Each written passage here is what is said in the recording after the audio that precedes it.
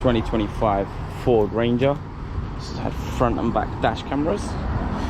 In the rear of the vehicle, on the rear glass, we have the rear camera. If we move to the front of the vehicle, I'll show you the front camera. It's just up here.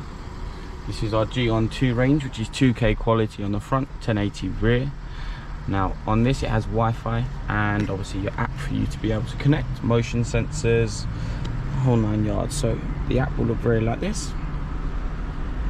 Now if I press real-time video, it will show me a current image of what the front cameras and the back cameras are seeing. As you can see, there is the front, just out the front of the vehicle. And if I go to the bottom here, I'm going to press this one, which allows me to change to the back camera. Again, this is the back view that you would see. And settings, so we can change all of the features such as motion, impact, parking, so on and so forth, and how long we want it to record for. It's got security LEDs and multiple other features on there as your convenience. See, there's different ranges.